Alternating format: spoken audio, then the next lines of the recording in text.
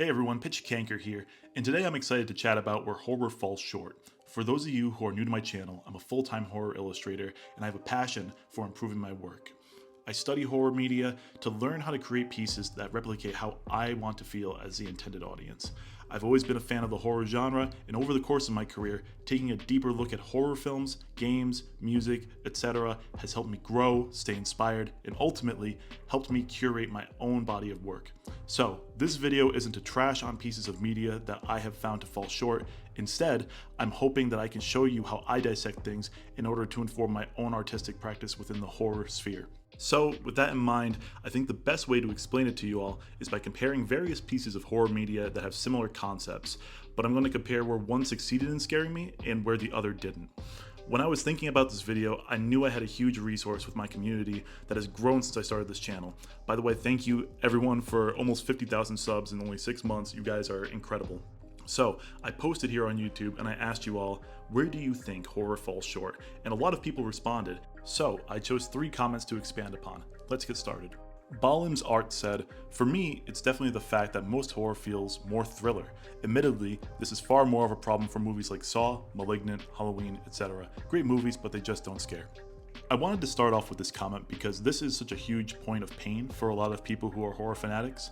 Even though horror is an expansive genre, I think that this often happens because the creator behind a project might have the intention to make a piece of horror, but lean too heavily on elements from other genres to make it interesting, losing the intention and the scares along the way. For my first example, I'm going to be comparing 2 video games that came out at a similar time, Resident Evil 1 Remake and Alone in the Dark 2008. Now, both of these games came from series that are both influential forerunners in the survival horror genre, and ultimately, both went down very different paths. I found that Resident Evil 1 Remake is an improved imagining of the original source material, and Alone in the Dark 2008 was a completely different product from what the series was originally intended to be. Now, in my opinion, Alone in the Dark 2008 is an action game, or even a thriller, with horror elements. Not to say it's a bad title, but I just don't think it achieves what I look for in horror to be successful. As somebody who played this on release, I was surprised at the time by how little it scared me, and I think it fell short for a few reasons. First, the pacing really broke the immersion for me. You could eliminate entire hordes of enemies with your arsenal of weapons in a variety of extreme scenarios. These over-the-top action sequences removed from me any section where I felt dread, which to me is typical of a survival horror game. And within those sequences, the switch between first-person shooter and third-person perspective, whether that was in an alleyway or incinerating a horde of enemies with like a flaming chair, changed my approach to that area from survival to action. And I also felt like the game was very linear. You travel all over New York on a mad quest to save the city. You don't take an extended period of time exploring one area in particular. Once you complete your objective, you progress to a new spot. And it's clear you're on a mission. You're being pushed in a particular direction towards your goal. But I'd have to argue that the biggest component of this game that really doesn't feel like survival horror video games to me is the sound, the music especially. It is so loud, and between that and the insane cutscenes, I was unable to immerse myself in this world of survival horror. If I was scared at any point, I most certainly was not after driving through the city mowing down ghouls as an orchestra boomed in the background like a Michael Bay movie. I didn't feel afraid. I felt like I was a star of an action movie with a bunch of freaks getting in the way of my objectives. Now, on the other hand, we have Resident Evil 1 Remake, which came out 6 years prior, and I believe it to be a masterclass lesson in survival horror. So, let's look at the same elements. The Resident Evil 1 Remake is paced perfectly for this genre. You're trapped in a mansion after a botched recon mission, forced to creep room by room, exploring the eerie Spencer mansion, unsure of what lies around each corner. Enemies are slow and predictable, but despite that, their presence is oppressive and lethal. You have an idea of what to expect, but you don't know when to expect it. And that, for me, defines dread. The progression of the game, in my opinion, is also not linear. The majority of the game is spent slowly unlocking and exploring this maze-like manner. As you familiarize yourself with the layout, enemies can spawn in rooms that you've already been through, and if you've made the mistake of not burning one, you can have the unfortunate experience of dealing with a crimson head. The game ultimately takes a slow, methodical approach to progression. You're encouraged to navigate through each room thoroughly, despite the looming threat of attack. And the sound, or should I say the silence. The Resident Evil 1 Remake does not utilize music frequently, and when it does, it's to great effect. I couldn't talk about this game without the iconic Savior music, and I think the reason why it's so potent and comforting is because there's a lack of music anywhere else. You'll hear branches snapping, the groan of the undead, and the echo of your footsteps, but those are the only things that punctuate the deafening silence aside from a few other musical numbers that are in the game. So, when you're making that fifth lap around the mansion trying to find a key that for some reason was hidden inside a fireplace, an unfamiliar noise is a sudden jarring reminder that you are not alone. So with all of that in mind, as a horror creator, how would I look at this breakdown and learn from it?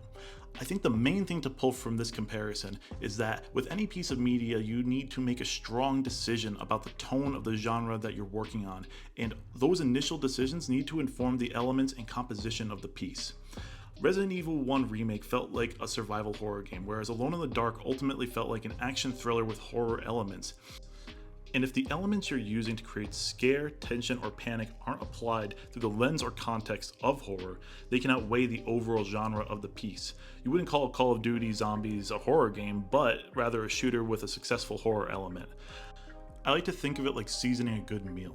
You want to find the flavors to be complementary, but not overbearing. The same concept can be applied to the creation of horror, where a pinch of action can enhance the flavor, dumping a cup of it might ruin the meal, or turn it into something else entirely. Now that we've broken that down, let's move on and take a look at another example of where horror falls short. This comment was actually the top comment on the post I created. Megiddo4354 said, when they put too much emphasis on something or show their hand too much of the horror media I enjoy is in the mystery of the horror, the inability to reason or even understand what you're looking at. Once you contextualize it, it loses the horror almost instantly for me.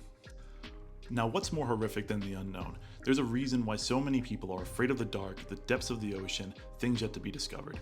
It's because we can't even fathom what could be out there, so our minds run wild, filling that void often with the worst idea possible. The mystery of the unknown is a core tenet of horror that has been discussed time and time again. And like this comment mentions, once we understand what is scaring us, especially if it isn't as bad as we thought, much of our fear dissolves and in some cases evaporates completely. I've found that so much of horror media is best when the threat remains unknown. I mentioned dread earlier through the lens of when you know what to expect but not when to expect it. But dread can also be felt when the threat is unknown and its presence is felt as you figure out what it is. When creating a piece of horror media that focuses on an element of unknown, the creator has to ensure that the scariest part of the story is the mystery of the unknown. Everything else is a support structure planned in place to build the audience's fear as they learn more. And in this case, I think The Grudge really nails it. It slowly reveals a larger mysterious plotline that invites the audience to view its unraveling. In comparison, another film with a mysterious story and a vengeful ghost is Fear.com, and I would argue that the plot is so confusing that the fear of the unknown doesn't have a place to exist. Now, it's hard to be afraid of the unknown if you're too busy trying to follow the story being told, and this is the largest problem that I feel Fear.com suffers from, among many others. It's marketed as a horror film, but does too much and nothing at the same time, to ultimately fail at becoming horrific at all. Anyone can understand the potential terror of a haunted website, but the plot comes off as confusing, not mysterious. The many failures of this movie are magnified because the storyline isn't solid.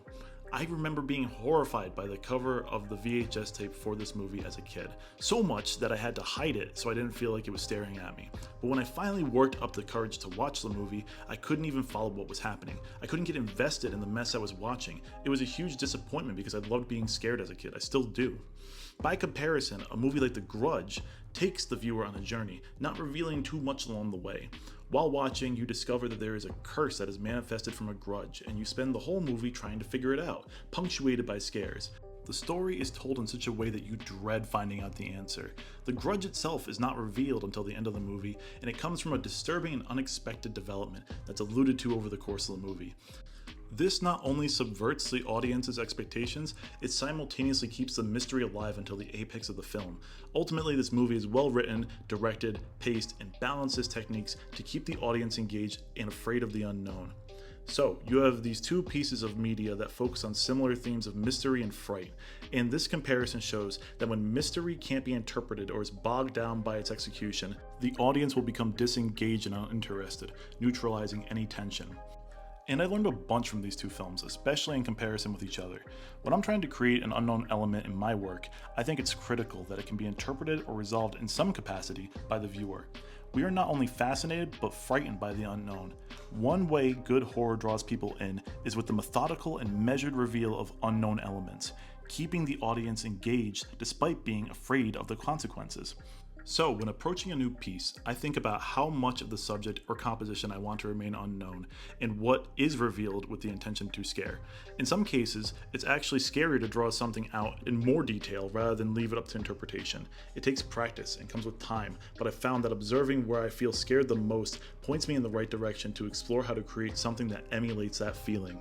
For example, if I created a piece that had a monster in a bright room, sure, it could be scary, but it wouldn't parallel the fear and the mystery of the unknown. The same way, if I created a picture of a dark room and it was just completely pitch black, there is no context. But if I were to draw a dark room with some eyes glistening in the background or a faint outline of a figure, it would make you think that something more is there, and what you don't see is what scares you the most. This technique uses the audience's own fear against them, and it is such an important part of good horror media. Alright, before we continue, I just want to quickly plug my custom commissions. If you're into the art in the background of this video and you want to commission a piece, then go down to the bottom of this video in the description and fill out my commission form. Then I'll hit you back up and we can work something out. I've had a lot of brand experience and I've worked with multiple companies, and just to name some of the big ones, we have Universal Music Group, Warner Records, AMC, Zero Skateboards, New Blood Interactive, and there's a whole lot more. I work on projects of all different shapes and sizes, so don't be afraid to hit me up. We can work something out, I'm sure. So, without further ado, thank you for listening, and let's get back to the video.